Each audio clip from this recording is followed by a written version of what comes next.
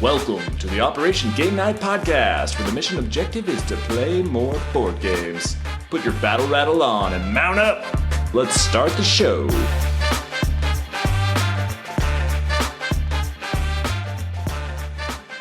Welcome to the Operation Game Night podcast. We are back and more tired than ever because I am now a dad. Welcome to the party, buddy. Yeah, thank you, Clay and Jared, for holding down the fort last time. I'm here, as always, with my good friend, Clay Gable. How you doing, Clay? I'm doing great. Just pumped to have you back and so stoked for you and Rachel and your little baby Gwen. And I'm super excited you made the time in between diaper changes to hop on here and talk board games with me. Like I said, board games don't stop, and neither do we. Heck yeah.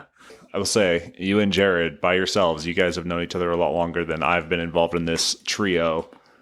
You guys have some great energy. You guys are back and forth, and I'm holding you back. So I'm proposing a spinoff podcast. Me, Mason, Isaac, we go do our own podcast. You and Jared can have your own. Good luck, buddy, because I had to do a lot of editing on that tape with Mason and Isaac just to get those few moments of prescience out of them. So they had some banger picks, though. I was pretty impressed. They did good. I know Isaac's really trying to stunt on people with his Robot Quest Arena. He's just trying to pick obscure games that people have never heard of just to prove that he's an insider. Yeah. He's so what's the word, hipster, about it? Oh, he's a hipster. He liked Robot Quest Arena before it was cool. Yeah. He was the first backer on Kickstarter. That's right. Here's our pre-brief. Today we're going to talk about plays and procurements and debrief our week. Then we're going to move into our main segment, which is spooky games or games for fall. And then we're going to do our quick hits, and then we're going to get out of here because I probably have a diaper to change. Right on. So, Clay, debrief your week for me. Lots to debrief this week. Met up with Mackenzie again this week, and he had just gotten Ironwood in, so he wanted to play that, and I guess I looked like a formidable opponent for him to try it out with. Joke's on him. We played it 3 times. This game's supposed to last 60 to 90 minutes, and we played it 3 times in an hour because I got whooped so bad. I'm starting to think all the concussions I had in college are starting to catch up to me. Either that or he's just a genius, because in Ironwood, it's an asymmetric duel game, and you have a map, think like Root. So there's forests and there's little mountain towns you can be in. One side is the woodwalkers, and their pieces only move around in the forests, and kind of like the vagabond in Root. And the other side is the ironclad, and they move around these little mountain towns. And each side has a different objective to win the game. So if you're the ironclad, you want to build these little forges on 3 different towns around the board. And if you're the woodwalkers, you have this vision deck that tells you where you can find these totems that I guess are important to the woodwalkers. And you have to find them and then scurry them to the outside of the map. And so 3 forges and 3 totems to find. I'm telling you, we played 3 times, and he would complete all 3 objectives, and I hadn't got 1 done yet. So, yeah, I don't know if I'm going to get invited back. I put up little resistance on his way to 3 straight victories. I thought maybe it was because the woodwalkers were tougher to play after the first one, but we flipped sides, and he wrecked me with the woodwalkers. So, TBD on that. But anyway, it's a great game, awesome production. This is my first time playing a Mind Clash game, and they have these nice metal pieces for the ironclad, and you have these nice wood tokens if you're the woodwalker. So that's really cool. The main way you're taking actions is via your cards. So each faction has their own deck of cards that will allow you to move about the board, battle, try and get crystals, because that's kind of the currency of the game that each side can use for their own aims. The Woodwalkers. Did I already talk about the Vision deck? No. Okay, so the Vision deck is unique to the Woodwalkers, and that's how they figure out where their totems are. So you start the game with one vision, and it'll say, like, you have a totem in this part of the forest. And the Ironclad, they don't know what your vision card is unless they have a card that says you have to reveal it to them. So you're trying to, like, get your troops over to where this totem might be so you can reveal it. And you can only reveal it if there's no Ironclad folks in that area. So you kind of have to battle, get them out of there, reveal it, and then try and get it the heck out. Yeah, and the Ironclad, they have this drill that they move around from mountain town to mountain town. And every time you move the drill, you, like, move this little marker up a track, and it, like, generates crystals and different resources that you get to help you build your forges, which is your win condition. Super cool game. I'm so stoked on it. I immediately went to eBay and used my birthday money to buy it on eBay. It's coming hopefully this week. So, I mean, nice. It really is like Root for 2 players. That's what it felt like to me. It's a little more card driven than Root, but it gave you those same feels with the different factions in 60 minutes. Nice production. Man, I am stoked about Ironwood.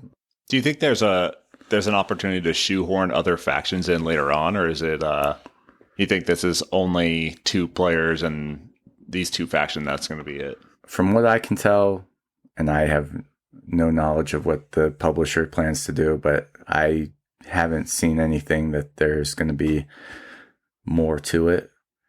And I think there is so much depth of strategy just with those 2 different factions. Oh, and before I go on Ironwood, the combat is interesting because your cards are multi-use. So they either give you these actions that allow you to move, get crystals, do whatever, getting more vision cards if you're the Ironwood. But they also have in the top left corner this flag for battle that, like, tells you your attack strength for that card, your defense strength, and then your control strength.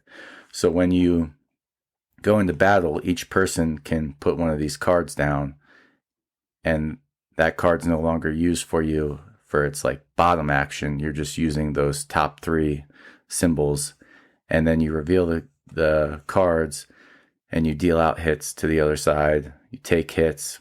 If you have shields, you defend some of the hits. And then whoever has the most troops left in that conflict wins and can force the other player to retreat. So it's a cool multi-use card situation. Got kind of obviously the ones with really sweet stats on the battle portion also have really sweet abilities that you're foregoing if you use it for battle. So yeah, pretty awesome game.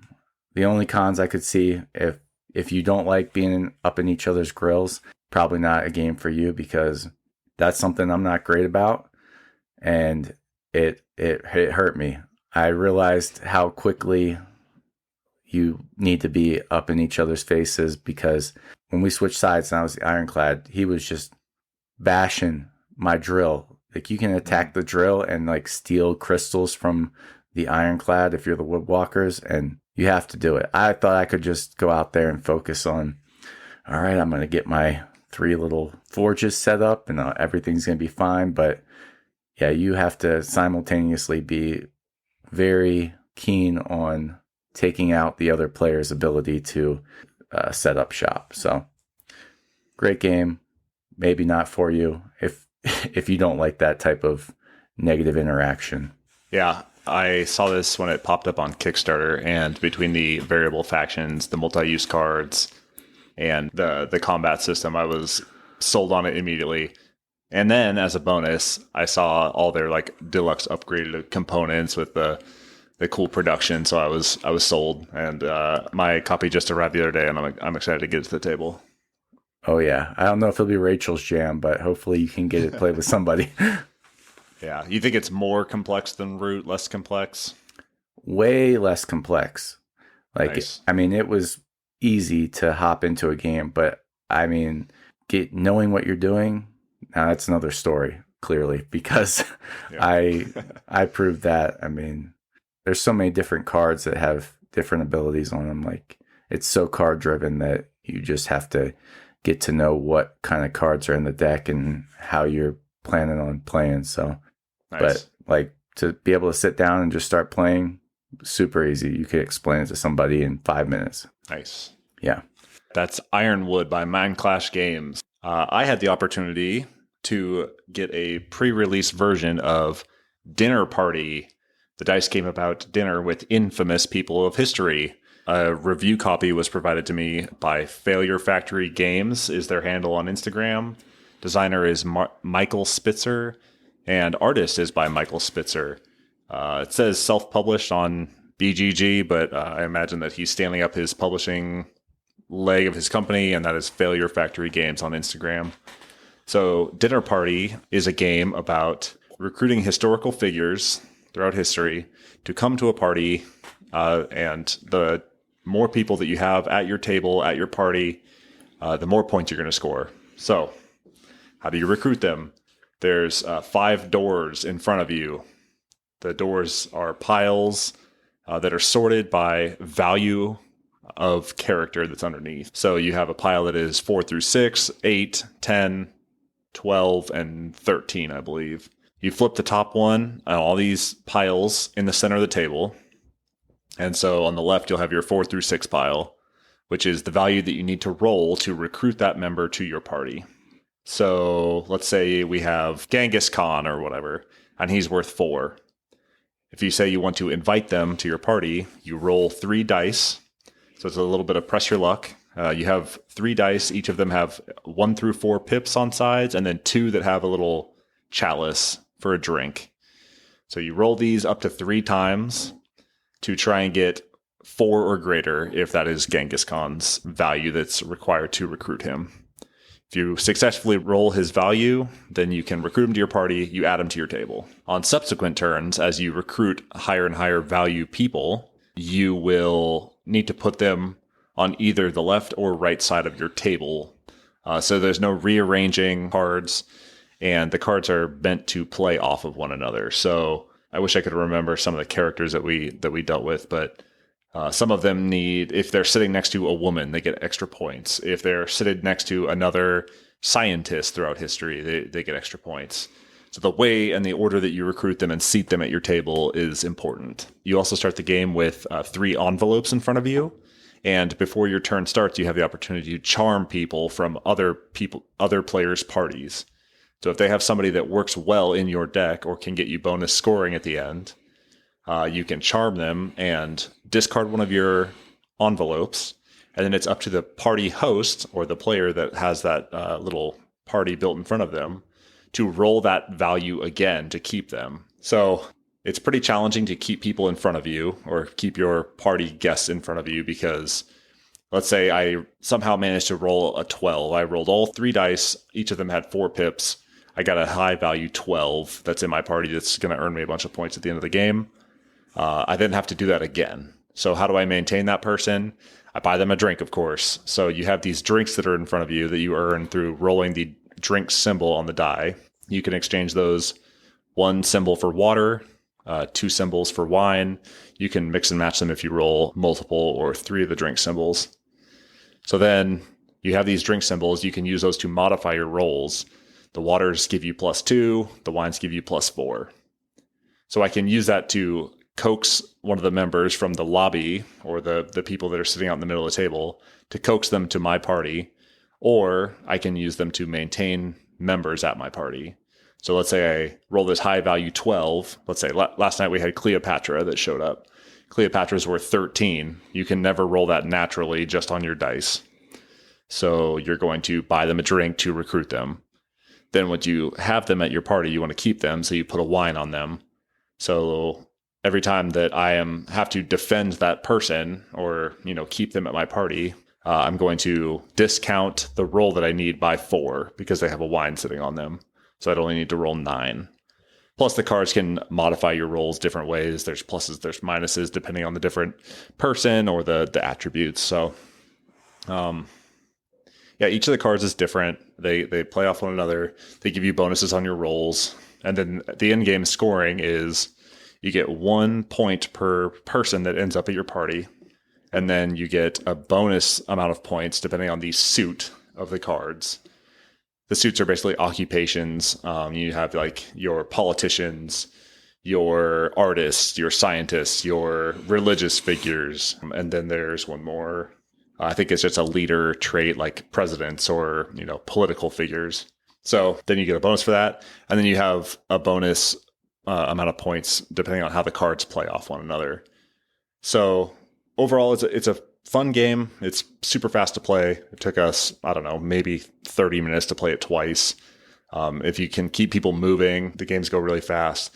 The art is kind of cool. It's pretty unique. I think Michael Spitzer did a good job on the art because it kind of looks like a web comic, and each of the characters all look unique. They all have different abilities on the card text with a little bit of flavor text down below it. But the art is consistent. It looks kind of like a web comic that you would see about historical figures. My biggest complaint about the game was the end-game scoring just never feels good. You can spend all this time going back and forth and recruiting all these different people, but really at the end of the day, you get a number of points depending on the amount of people you have in your party. It's 1 point per person you have at your party. So reaching up to get high-value people to come to your party, it's almost never worth it because the risk of losing them is very high, and it's difficult to get them. When I can just keep cleaning up low-level people that would earn me the same amount of points and potentially build my party much larger than my opponents right off the bat. And it's not a huge deal if I lose them. Why are there those high-value people there? Yeah, so the high-value people come with like good abilities, like character abilities. So like Cleopatra last night, my brother-in-law got Cleopatra in his party, and at the end of his rolls, he could just change any of his dice or one of his dice to a 3 value. So he could just like automatically switch one and get a higher value. Let's say he rolled a drink. He needs a couple points to get up to secure somebody else. He can just change a value to a 3. So they have slightly better abilities. I haven't seen a whole lot of high value ones because we tend to gravitate towards the easier to grab lower value characters. But I imagine there's certain higher value characters that play off better with some of the lower ones. So okay. I played it 4 times. None of the times the end game scoring felt very good. There's probably a version of the end game scoring that feels really good. But in the ones that I played, it just is kind of unsatisfying to go through all this, and then your points come down to how many people you have at your party and the number of suits, and you maybe score 1 or 2 bonus points depending on how the cards play off one another. So yeah, it's a good game. It goes really fast. It's super easy to teach. They do have some interesting characters in the way, and their character abilities are pretty thematic. So like, let me think of one. Oh, Marie Antoinette. Marie Antoinette, you have her in your party. She's a pretty low value character. You invite her over. She's in your party. And then if somebody tries to charm her or steal her away from your party, if you have not placed a drink on her character to keep her there, she automatically leaves. Like, you don't even need it to roll to keep her there because she needs to be entertained. She wants a drink, Martin Luther King Jr. is one of the cards. And when you put him in your deck, everybody else gets to rearrange their parties any way that they want because equality and civil rights and everybody's sitting amongst each other. So I don't know. They have some like thematic character choices. They have Charlie Chaplin. Charlie Chaplin has no flavor text on his card at all. But he just like is there, So they do have an interesting way of like, making the cards feel a little bit thematic. Some of them are better than others. But overall, the end game scoring is just my biggest hang up because it never feels good to get to the very end, count your cards, maybe adding 1 or 2 for cards playing off one another. I think if the cards interacted more and there was like an easier way to get them to play off of each other, then it would feel a little better to me. Like you actually earned something rather than just like recruiting cards off the deck and then you score that way, Is this similar to is this occupying a similar space as any other games that you have that you would be like, yeah, I'd just rather play that game instead of this? There's a part of me that actually feels like this game is like a distant relative to Munchkin or something. It kind of feels like Munchkin, where you're like building up this little tableau in front of you. And at the end of the day, it's like you kind of just encounter some BS at the end that undermines the whole game. Yeah. So, yeah, it's definitely a party game. It's not one to take too serious. And if you're playing this game, it's honestly to see the different characters and how they like have their flavor text and their different card abilities. But called Dinner Party. It's coming out later this year. I think that he's going to launch it on Kickstarter. So it's a good game. And I certainly I did get a finalized copy. I know that he sent me an updated rule book. So I know some of the rules and the interactions have changed and improved. I know he changed the box art a little bit. The copy that I have has a big sticker on it that says Hitler included. That has since gone away in future versions of the cover art, which is good. So yeah, he's working on it. He's improving the game, and we'll see what this looks like once it hits Kickstarter. Well, at least it doesn't take as long as Munchkin. No, not at all. It's a super fast play. So yeah, if you're gonna play something that seems that swingy, at least it comes in at a nice quick play time. Yeah, on BGG it says 30 to 70 minutes. I can never imagine this game taking 70 minutes, even if you played with the max count of 6 players. We played it, I don't know, twice last night, maybe 20 minutes each. And that was with taking care of a baby in between rounds. So it's pretty lightweight game. It's a party game. It's nothing you're going to take too seriously anyway. So right on. That is Dinner Party.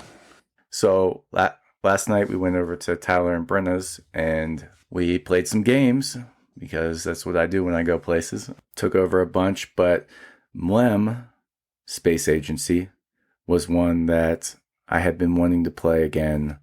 And Tyler had played it on Board Game Arena and was interested in playing it in person. So we got it out. If you guys aren't familiar, Mlem is a game by Reiner Knizia. Came out last year, I believe.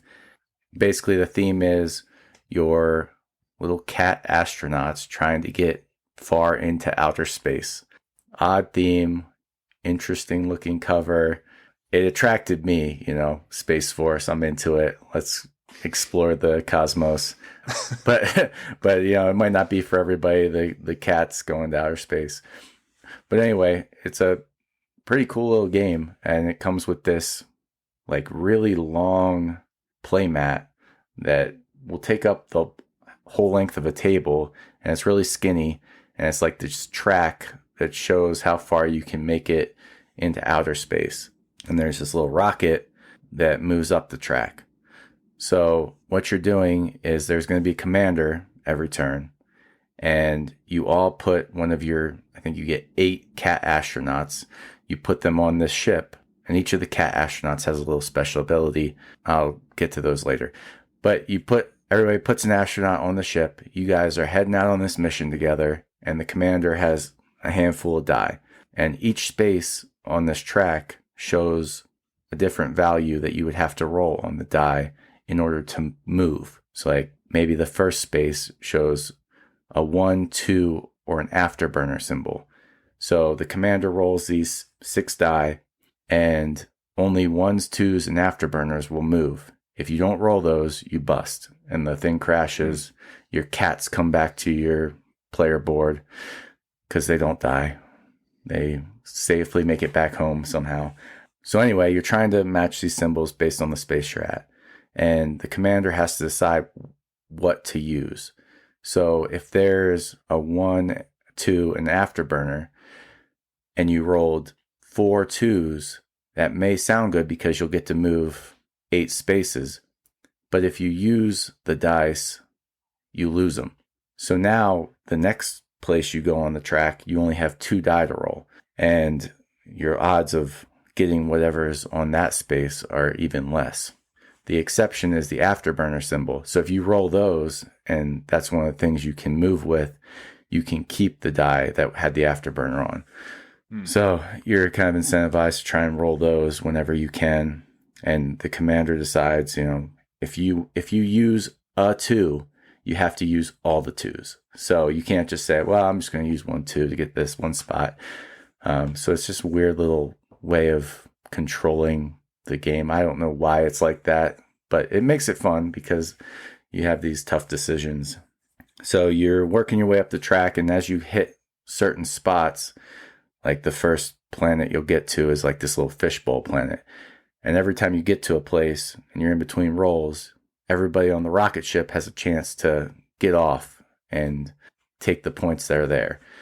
The planets score at the end of the game based on how many cats you have on that planet. So if you have the most cats on that planet, you get the highest value. Next most cats on that planet gets the lowest value. The moons, when you come up to a spot in space that has moons and you get off there, you just get the points immediately. So the first person to get off on like a certain set of moons, maybe you'll get 3 points. The next person that gets off on that set of moons will get 2 points. And if those moons are taken up, you can't get off there anymore. So you're working your way up. Obviously, the higher up you get into space, the more valuable the planets and moons are. So you want to kind of stick along for the ride if you can. And the cat abilities add some extra flavor to it because you put these cats on and it affects everybody sometimes. So the one cat ability lets you start like 3 spaces ahead at the beginning of the game. Another cat ability will give you times 2 points if you get off on a moon. Another cat ability gives you times 2 if you get off on the planet for whatever you score on that planet at the end. And the ultimate goal is to get to deep space. And you have a cat that gets you times 2 if that cat makes it to deep space. But that's my only beef with this game, is that getting all the way to deep space seems darn near impossible. I've played this game maybe 4 or 5 times now, and maybe once or twice you get there. And that's cool because it's like fun to think about the thrill of getting to deep space, but also I would like to see that payoff come a little more. And yeah. And I don't think that the point payoff is that much better to warrant how difficult it is to get to deep space. So like if you get off at like a midway planet, you'll get 6 points maybe. And if you get off in deep space, you get 7. Like it's not that much of a difference, but do you think the Good Doctor put that in there just as like a goal? Like if you can really outmaneuver everybody else, or is it like all the stars have to align because there is that press your luck aspect to it where you really got to be hitting to get all the way out there? Yeah, I'm not sure. I mean, it's definitely hard, and everything has to go right. You know, you got to be rolling those afterburner symbols, so you're keeping all your die as you get further up. You got to sometimes, that's what's interesting is each space has those different numbers you can roll. So some of them, it's like you can only roll 1s or 2s here, so you're probably not going to get very far off this space. But sometimes you go to a spot that shows like 4s and 3s. And so if you roll a couple 4s, that's a big jump. And I think the track is like 30 spaces long. So you get 8 spaces off of one roll. You're doing pretty good. But it's interesting in like the shared incentives of, it's fun to get hyped up. Like you're the captain. You're like, all right, guys, we're going to deep space this time. You put your deep space cat on there. You look around the table. Somebody else puts on their deep space cat. Somebody else like, yeah, let's go to deep space. And they put on their one that starts you a little bit ahead. And then there is one cat that can screw over the rest of the crew. That makes the captain has to discard a die when that cat hops off the rocket. So like you can just jump off at the earliest exit point and screw the rest of the people on the thing. So I think it's a lot of fun. It's like 45, 60 minutes. It's very interactive. You're all in it together. I don't know that I love the scoring, but I have so much fun playing it hardly matters, You definitely the smart move if you want to win is definitely that hop off, get your cats off, get your points, like and live to fight another day. But I'm gonna be ride or dying for the deep space, trying to get there.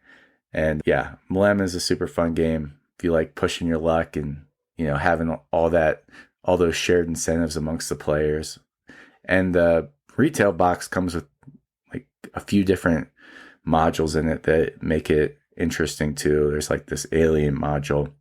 But yeah, super stoked about Mlem. I'm just a hype man for board games, apparently. I didn't realize that Mlem was one, press your luck. Like I guess it didn't register with me that was the main mechanic. And two, I guess I didn't realize that it was such a long game. You said 45 to 60 minutes for a cooperative press your luck game. That seems like a really long time. Semi co-op. Yeah. It can be quicker probably. It's tough to say. Last night, Jordan had to go to bed in the middle of it, so my sense of time might be off. It sounds like there's like a 20-minute version of this that comes in like an all-play box that you can like play in, much faster and with the same mechanic and get it over with much faster. Probably. The two ways it ends are either you've crashed a certain amount of times, like most trips are going to end in a crash unless everybody gets off at some point. Okay. So there's like a little crash track at the bottom, and when that reaches the end, the game's over. Or what usually happens, I've seen, is it ends because one person has got all their 8 cats out into a planet or a moon. Yeah. And that person is probably going to win because they've got 8 cats that are scoring, and I've still got 3 on my rocket ship that have done nothing for me because I've been trying to get them into deep space. So, yeah, I don't know. I have fun with it. I don't take it too seriously, but the scoring is pretty, in my opinion, if you want to win, it's probably boring. I saw you playing Cascadito in the hospital. How was that? Oh, yes, we did. We played Baby's first board game, Cascadito. It could only be Reiner Knizia and Ian O'Toole. This is the kind of pared down roll and write version of Cascadero. In Cascadito, you are trying to connect neighboring villages of different suits to score points, and you move up tracks by connecting these villages to score points and eventually win the game. So on your turn, you roll a bunch of dice that are shared between you and all the other players. The person that rolled picks one out. They put a little X next to the suit that is displayed on that dice that they selected, or on that die that they selected. They put a little X or a whatever symbol on their sheet. And then the next person draws from the dice, and the next person, till all the dice are run out. And then whoever's up picks them up and rolls them again, and you just continue on until the game is over. So as you connect these villages in groups, you score points by newly contacted villages of different suits. So if one grouping of, I don't know, I think it's supposed to be roads, but on the grid, it's like just connected little hexagons. So let's say you have a cluster of marked hexagons on the left, a couple of villages scattered, and then a group on the right. So anytime those individual groups contact a new city, which is a little colored hexagon on this map, then you score a point. If those two groups merge, you don't score 1,000 points for all of the villages that each group is now touching. It's only new villages or new cities that are touched by that group. So that it's kind of a confusing mechanic, and it took a little bit of time to wrap our heads around because you're playing in the negative space between these cities rather than like a Catan or whatever where you're building routes through these hexagons. So what you're trying to do really is be most efficient with your placement of these different X's or roads that you're building on the field between the cities. And it kind of reminds me of like the Lost Cities roll and write game where you are trying to move up the individual tracks. And the faster you can move up the tracks, the more bonuses you get. You get to a certain level. Let's say you mark the second spot on all 4 of the tracks. We only played on the first map. There's like 4 different maps that they give you in the core box. You get to the second spot on all 4 tracks, and you get to mark a bonus point at the top, or a bonus 2 points. You connect 3 matching cities, like different colors. You get another bonus. You match all 5 different cities that are all the 5 different suits of cities. You get a bonus. So it's like different ways to earn points as you go along. Game ends once you score, or once between all the players, the top level of bonuses that have all been taken, or one player gets all of the city bonuses. So city bonuses is connecting 2 different blue cities, connecting 2 different orange cities, connecting 2 different yellow cities. And so those are pretty easy to pick up as you go along. So either somebody connects all of those and earns all those bonuses, or between all the players, all the bonuses at the top are taken, which are a bunch of different things. Then outside of the city and all these different tracks and stuff, there's a river at the bottom. So if you ever kind of run out of choices, or you don't want to mark an additional space, or it doesn't help you, you can always take one of those spots and mark the next spot on the river, kind of like Castles of Burgundy. You're like moving your little ship up the river. And as you move up the ship, you get bonuses where you get to mark additional spaces out in your field. And if you get halfway down the river, you get 10 points. And if you get to the end of the river, you get 20 points, or whatever the bonus is. So that's an additional bonus that you can get as you move your ship down the river. Neither of us got down the river far enough to earn any bonus points, but you could probably score some big points if you focused on that instead of connecting your villages. If you wanted to extend the game a little bit. So we only played it once, only played on the first map out of 3 or 4 that they give you in the core box. I'm curious to see how it compares to Cascadero, which I also have downstairs. So I'll have to give that a play and report back. But super fast to play once you get the hang of it. It's just understanding the groupings, and how they score points. That is a little hard to wrap your head around, but I enjoyed it. It's kind of fills the same space in my brain as the Lost Cities Roll and Write. So we'll give it a couple more plays, and I'll let you know what I think. Yeah, I got Cascadero and Cascadito, and I regret to say Cascadero was the first Reiner Knizia game I ever got rid of. Really? Yeah. I kept Cascadito. I played it solo, and it was good. I was like, that's an interesting enough little game to play by myself that I'm going to keep that one. But yeah, Cascadero, like you said, the scoring is so...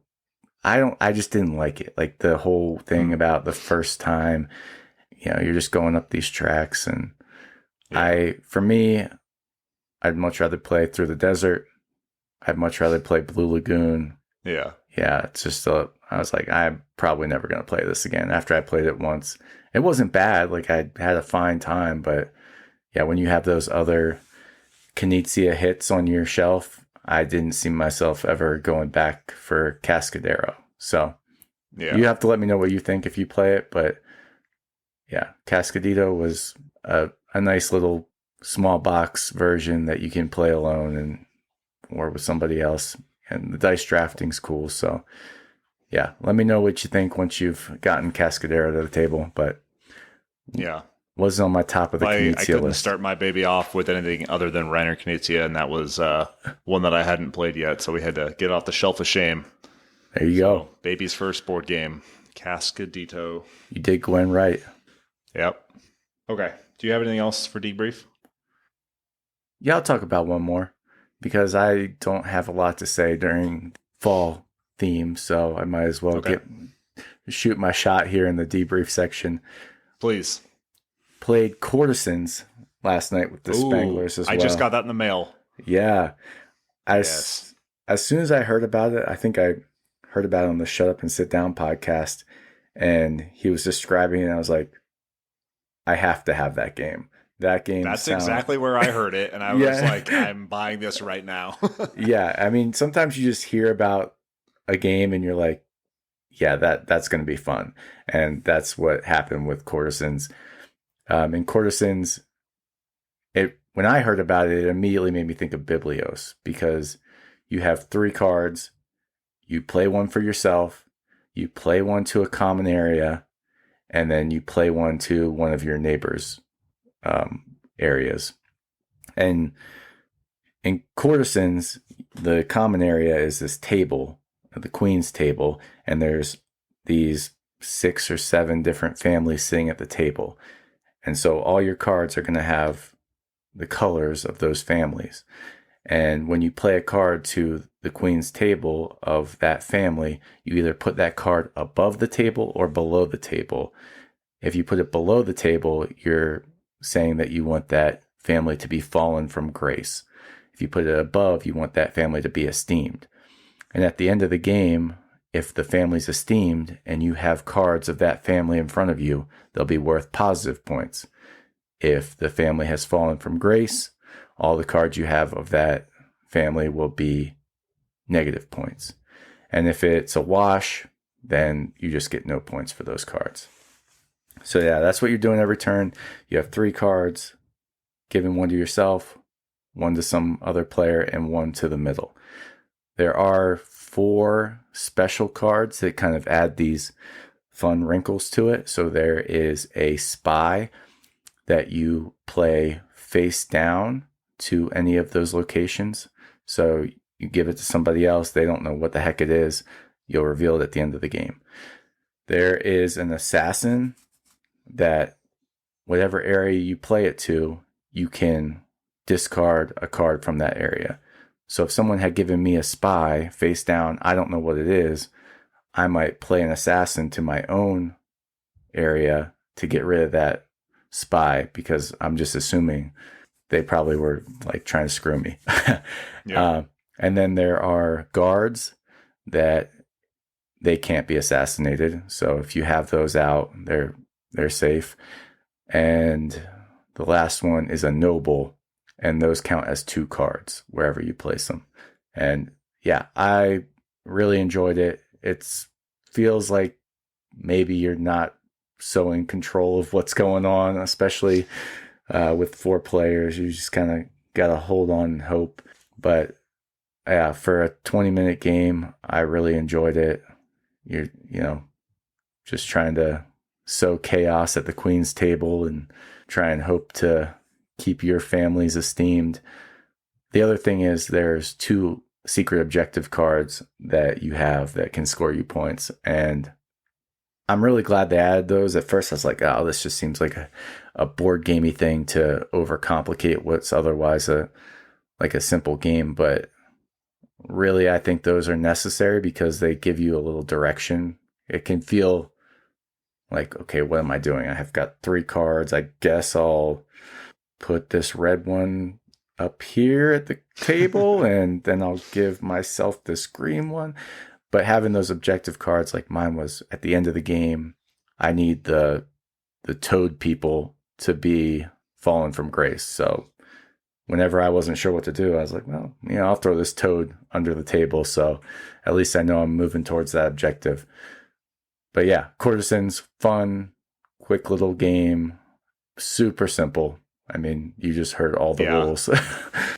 I think it was the Shut Up and Sit Down podcast where they related it to a stock manipulation game. Yeah. It's like a stock manipulation game that's dressed as a medieval tug of war type thing, political intrigue type game. And yeah, I'm like just talking about this game or thinking about it gets me all excited. So I'm going to try and bust that one out tonight after dinner. For sure. Text me when you do. I want to hear about it. Yeah, absolutely. All right. That's all for my debrief. All right. Let's move on to our main segment, which is games for fall. So to me, games for fall, it's October. It's spooky season. I'm not a big horror guy, but I can handle horror in board games. And maybe it's a horror game. Maybe it's spooky. Maybe it's thematic. Maybe it's cozy and you like to, cuddle up with a good board game when it's nice and rainy and cold outside. So we're going to give some back and forth recommendations on games for fall and games that get you excited for the fall time. So Clay, what's a fall game to you? Fall game. Let's start with scary for Halloween and kick it off with Cthulhu Death May Die. If I think about the scariest game I got, it's Cthulhu Death May Die. And it might just be scary to me because I always lose, and there's these huge scary miniatures, but that game like is a horror movie played out. You're trying to race to solve some sort of episode that you set up. Like every episode's different. Maybe there's a fire somewhere and there's these necromancers trying to summon the great old one, and your job is to run around and, turn off these computers. It's different with every episode, but all of them set the stage and are super thematic and make you feel like you're in the middle of like a scary movie. Good one. What do you got? In the same vein of Lovecraftian horror, Unfathomable. When you, me, and Jared played Unfathomable, which is a reskin of the Battlestar Galactica board game, that got my heart racing. It's a hidden role, semi-cooperative objective game where you're trying to fend off these giant Lovecraftian sea monsters that are attacking this steampunk ship, and you're running around the galley and the crow's nest and the, I don't know, dining hall and all this stuff, trying to gather equipment and do all this different, achieve your objectives. But then somebody is the secret traitor that is trying to sabotage the whole mission. And when the three of us played and you two were going back and forth like, well, maybe he didn't have the card he needed. Maybe he's not the traitor. I was like just dying inside. Like it came down to the very last couple turns, last couple cards, and I was sweating the whole time. And I ended up winning because I think you guys like played the wrong card, or I don't even know how it ended. But... No, Jared put me in jail. Oh, that's right. He was convinced. Yeah. He was convinced that you were actually the traitor, and he threw you in jail, and I won. Yeah. That's right. I was like, yeah. Jared, I'm not. I always look like I'm up to something. Yeah, that game gets me so amped up. And it kind of like fills the same space in my brain as like Nemesis, because you're doing secret goals and running around a ship trying to achieve different things. And it's kind of you versus monsters and you versus other people. So, yeah, Unfathomable. That was an awesome game. Side note, I just got rid of Unfathomable because... No, it's not like that. I love Unfathomable. But I was like, I like this game, and I don't care anything about the theme. So, as you know, I'm a Battlestar Galactica fanboy. And I was like, it's time. I'm just going to get rid of Unfathomable, and I'm going to go on eBay. I'm going to suck it up. And I'm going to get that OG with the theme on it that I really love. So I've got it 2 weeks from now. The crew's coming over and we're throwing down Battlestar Galactica. And I'm pretty stoked about it. That's awesome. But anyway, quick aside. Unfathomable, great game. I just like Battlestar Galactica. What's your next fall game? Let's keep the spooky vibe going with Campy Creatures. Nice. That's a Keymaster Games production. It's not like the two we just mentioned. It is a quick little card game in the vein of, you get these games that are everybody selects a card and then flips up, and based on, what numbers there are, you get these various rewards. So, yeah, I don't know that I've played this recently enough to give you a great description. I just know it's a fun, quick little card game, and I played it last year at this time, and I'm probably going to play it again soon. But great production, great art, definitely in the spooky season vibes. And I do love, again, I can't give you a great description of it, but it has that mechanism I like. It's in hot lead. It's in 6 Nimit, where everybody picks a card simultaneously and then reveals. And that's what you're getting out of Campy Creatures. Quick little 30-minute game with a cool little, monster theme on it. I like it. Yeah. I'm going to just take a step back from horror. We'll be back with horror in just a minute, but I'm going to recommend Camp Pinetop. Camp Pinetop is a game by Talon Strike Studios. This is one that I picked up used, and it came with all the expansions, and it is a grid movement, area control, hand management type game where you play as woodland critters that are running around a summer camp or a camp for kids or whatever, and you're like scouts that are trying to level up and accomplish goals and earn little badges, and it's pretty cute. So it's, to me, this is like a cozy game. This is a good like fall, leaves are turning. You can just sit down. It's not super stressful.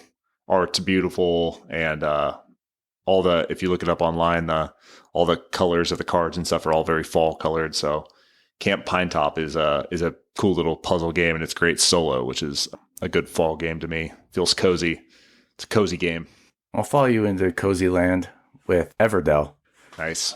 Technically, that game can fall in any season because it literally has all the seasons as different phases of the game. But to me, fall is the most prevalent season in that game. Yeah. If you don't know about Everdell, it's awesome little tableau building, worker placement game. Huge, gorgeous tree in the middle. A fall tree, some would say. Leaves are turning. I actually don't know if that's the case. I think there is maybe some leaves turning on that tree. I'm going to have to get it out. If not, they'll probably sell you an expansion where the leaves are turning. Yeah. But big centerpiece tree, this market of cards in the middle. You're sending out your workers to gather resources and play these cards in your little village. A cozy game. Looks great. Get berries, sticks, fall things. That's Everdell. Excellent. I had the opportunity to pick up Witchcraft at the last Essen Spiel. Witchcraft is a salt and pepper game, and it is a deck building, solo only hand management game where you are a witch that's leading a coven of witches against a bunch of monsters. It is a re-implementation of the game called Resist about the Spanish Civil War. Witchcraft is thematic and pretty fun, fast to play. It's got cool systems. I would highly recommend Witchcraft to anybody that likes solo hand management games. It's great. And small box. It's a relatively small box. So, all right. Next up for me is Castle Party by DeVere Games. And it is a light little flip and draw game. So you're going to be flipping over these cards that give you like a polyomino shape that you have to draw on your little personal board. And there are all these different witches and Frankensteins that you're trying to draw their symbols to connect in certain ways to score points. But super light, interesting little polyomino mechanic with drawing it. Castle Party, fun little monster game. Yeah, that one was pretty cool. The flip and right aspect of that, and like kind of building out your little what do you even call that? Like the party or whatever it is. Yeah. You're trying to get the monsters in the groups that they want to be in. Yeah, that one was fun. Yeah, it's cool. All right, next up for me is Final Girl. We're going back to horror. Final Girl is a Van Ryder game, and you buy the core box that has some of the stuff that you need to play, your little player mat and everything, and then you go out and you buy these modules for it that are themed after different horror movies. And in Final Girl, you are playing as the last survivor of a horror movie, where it's you, the final girl, versus the big baddie, and they have pretty thematic and IP-related, IP-adjacent themed expansions for this game now. They've got Alien, they've got Friday the 13th, they've got Poltergeist, they've got all sorts of different expansions for this thing now. Anything that you are scared of or any horror movie that you're a fan of, there's probably a Final Girl set for it. It's got dice rolling, hand management. You're cruising around this map trying to save other victims. You're collecting items that you can then use against the bad guy. And it's just mano-y-mano, and it feels like a slugfest, and it creates some pretty tense moments that are pretty thematic. So Final Girl is my next recommendation for a spooky game. I've really been wanting to try this. I'm not a great solo gamer. Like, it's got to be so simple.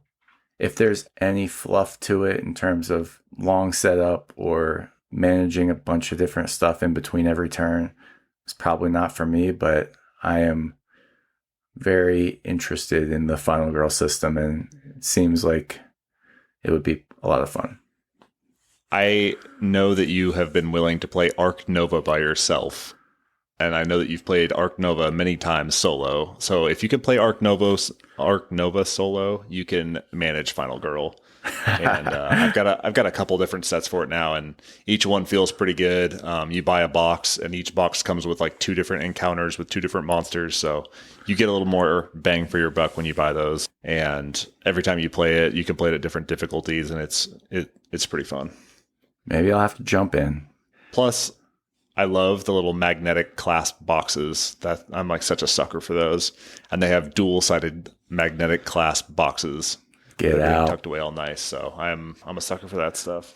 All right, I got one more, and then I'm going to leave it up to you. Okay. My last one is Witchstone, a Reiner Knizia game that is themed around being a witch. It is a very point salad-y game. It's actually a dual design between Reiner Knizia and somebody else, but the theme is there for witching. You got your little cauldron, and you take these, I wouldn't even know what to call them. Ingenious? Have you played Ingenious, yeah. Travis? You got those like 2-sided hex tiles. Oh, yeah. I don't know if there's a proper name for them.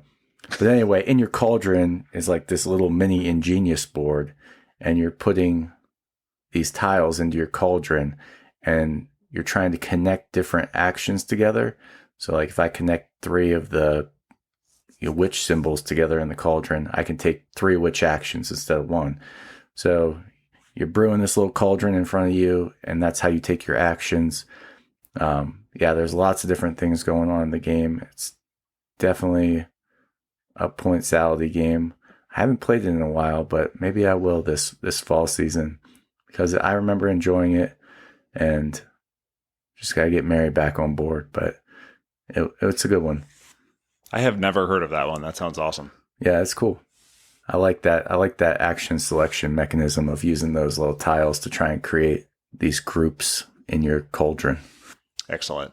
Well, if you are falling out, I'm going to keep rolling on. Roll. Because I'm pumped to play these fall games. Next up is Horrified and Horrified Greek Monsters. I picked up Greek Monsters at Essen last year. It's basically just a reskin of the Horrified system, and it's a cooperative game, action point driven, dice rolling, and you play as characters that are trying to beat these mythological creatures. The original Horrified had, your Warner Brothers classic monsters, Dracula, Frankenstein, the Mummy, that type of stuff. Greek Monsters is obviously from the Greek pantheon of gods and stuff. So you've got minotaurs and 3-headed dogs, Cerberus, and all that good stuff. I have the American Monster one. We played that a couple times where you're going against Bigfoot and Mothman and Chupacabra and stuff like that. So pretty fun, pretty thematic. Each of the different monsters feels pretty thematic and appropriate for what you would believe that monster would, how they would behave. So that's the Horrified system. That one's pretty good. I don't know why I haven't gotten this yet, because I remember being so impressed with it. I had written it off, like I was like, oh, this is a Target game or something. And we played it last year, a couple of years ago. And I remember thinking, wow, this is pretty streamlined and fun. I had a great time with it. So I definitely need to get that off my back and just go ahead and spend my birthday money on it. Yeah, when you look at the box, it definitely looks like a Ravensburger game, which are sometimes hit or miss. But I think it's got some pretty cool systems, and it's pretty fun. Next up, I have Dracula versus Van Helsing, 2-player card game, kind of a like a multi-level trick-taking game where you are playing these different hidden cards across 6 different areas of a map. So you've got this city map. There's little, victim tokens on each of these areas, and you play these face down cards to each of these areas across the map. Van Helsing plays his face down, Dracula plays his face down, and then there's like a tiered ranking of the different suits. So there's 3-4 different colors that are ranked against one another. As you play these cards, you can take different actions to swap cards around between these areas, to reveal cards on the opposite side, to change the lead suit or the trump suit, or to swap cards out, do these different actions. And then once you do all of these different things, you're playing these cards to these different areas, you simultaneously reveal all of your cards, and Dracula is trying to kill all the victims or the town folk that are in these different areas. Van Helsing's trying to protect them, and you're trying to defend those village people, those townsfolk.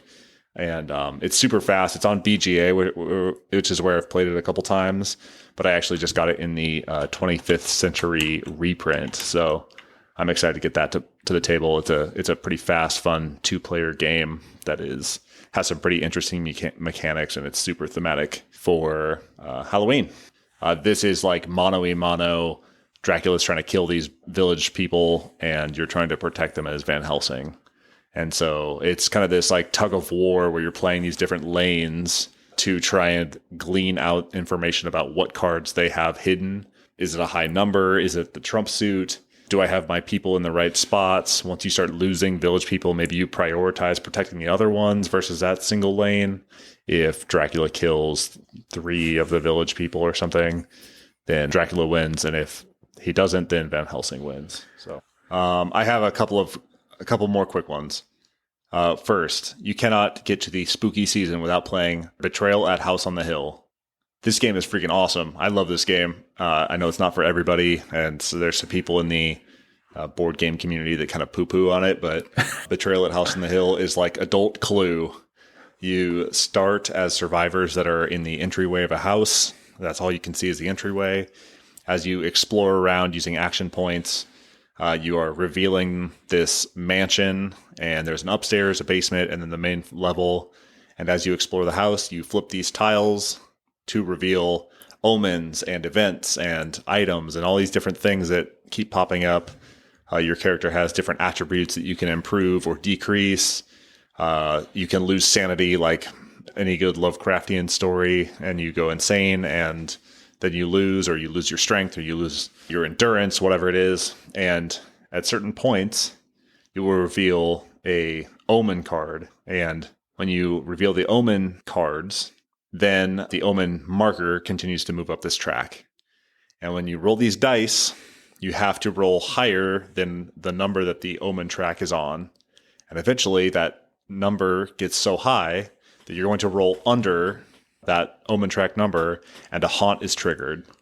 So then you're going to pull out these rule books, and one of the rule books will tell you this room was revealed by this person, and this was the omen. So this is the haunt that is triggered. So then it becomes a one versus all scenario. And that one person might be trying to collect things in the house. They might be trying to get out of the house. The other people might be trying to get out of the house. They might be trying to kill that betrayer for the haunt.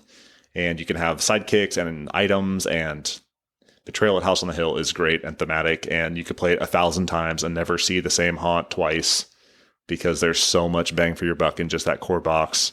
And it's super cheap to buy. So I would recommend Betrayal at House on the Hill for anybody that wants to have a good Halloween party themed game night.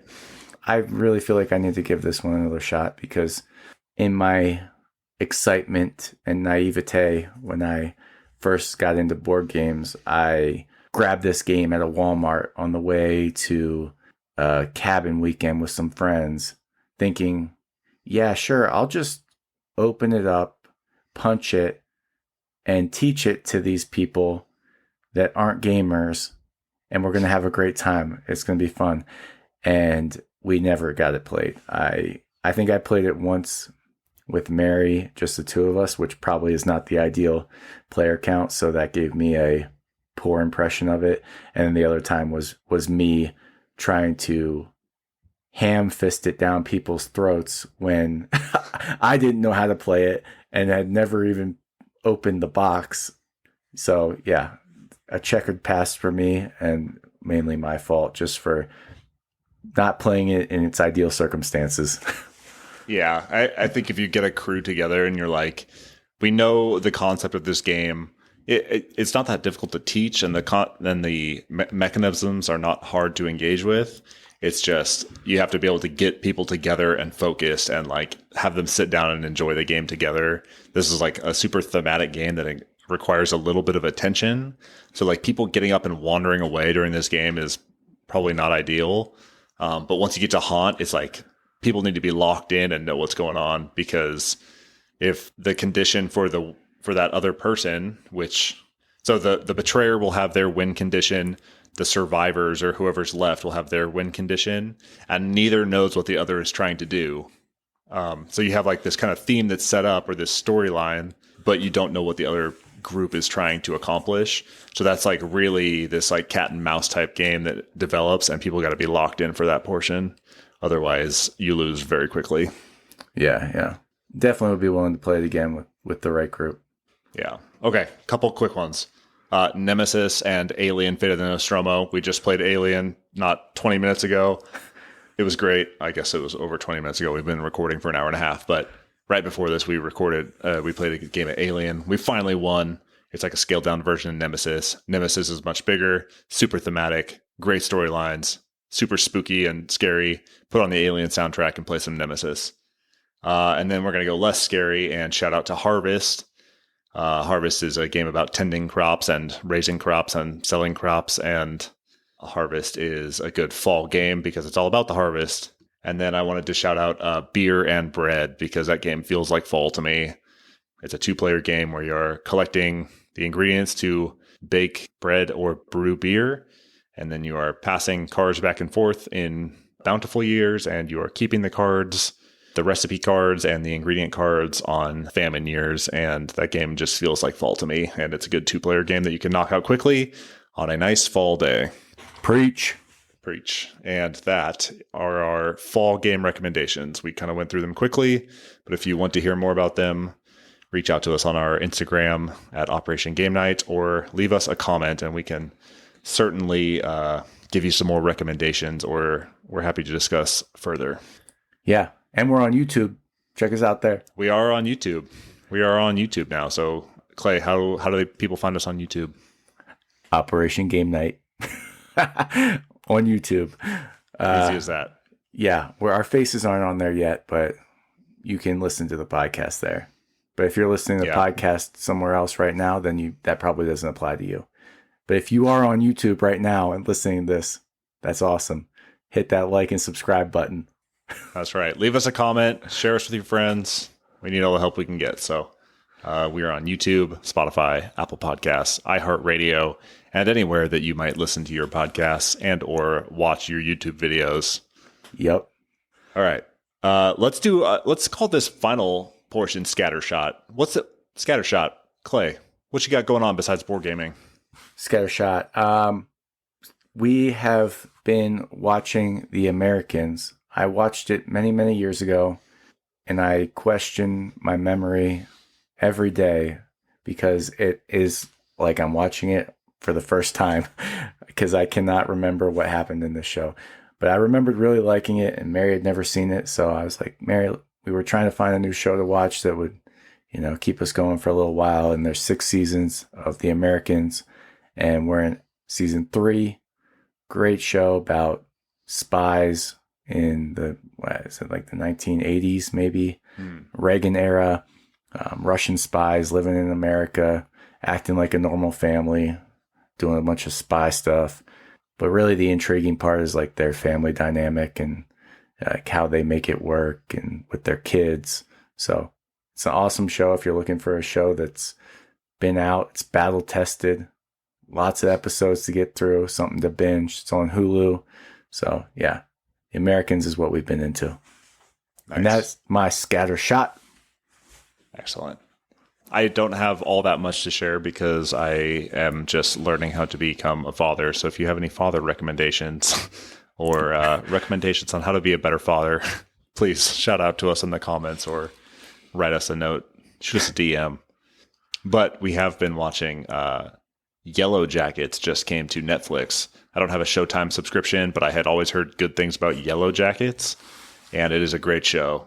It is about a girls' high school soccer team that's in a plane crash out in the middle of nowhere in Colorado, and they are stuck out there for like 19 months. And it is a real Lord of the Flies situation that evolves over time. And what they do is they show you kind of where they end up in the woods. Then they flash way forward to those that survived that are now trying to adjust to life in the real world. And then they flash way back to when they first crashed. And then they flash back to present time. And it's a great show. The characters are all pretty good. I'm like 3 episodes in and I'm hooked. So Yellow Jackets is a very cool... It's a good fall show for sure because it's got a little bit of mystery and how do they end up here? They show you these like really pretty nihilistic views of society once they're removed from the outside world, and you're like you're just left wondering how they evolved or how they dissolved into such anarchy over time. So I'm excited to finish it. I've heard nothing but good things about it. So that is Yellow Jackets, now on Netflix. Originally by Showtime. Awesome. Well, you better get back to that baby, Travis. And again, it's baby time. Yeah. Congrats to you and Rachel. That's awesome. So pumped for you guys. You can come to me for tips, but you can probably find better tips elsewhere. Oh, if I can, I listened to your episode on gaming with kids, and I think that the connection that you have with your family, not just your kids, but your wife, and your ability to, turn off all electronics and spend some quality time together, whether that's going on a hike or doing a workout or playing board games. You're a good dad and a good husband. And I remember you saying to me one time that you have no aspirations greater than that of being a good husband and father. And that is really inspirational and touching. And I appreciate that, and something that I hope to take from you. Oh, I know you're going to crush it. You were awesome with my kids, and I'm sure Gwen's going to be in good hands over there in Germany. So, all right, Jared, we miss you. And to our listeners out there, if you are liking the podcast, please leave us a rating, leave us a comment, shoot us a DM on Instagram at Operation Game Night, find us on YouTube at Operation Game Night, like, subscribe. Just spread the good word if you are enjoying this podcast, because we hope to grow our community. Yeah, it may not sound like it when you hear me talk, but we put a lot of effort into this. And we're almost at 1,000 Instagram followers. We are almost there. I think we're at 920 something the last time I checked. So let's get over that 1,000 mark. Big deal. For Operation Game Night, I have been Travis. He has been Clay. Have a good one, buddy. And we are out. The Operation Game Night podcast was created, produced, and edited by me, Travis Smith, and co-hosted by my good friends Clay Gable and Jared Erickson. Thank you for listening, and hope to see you again next week.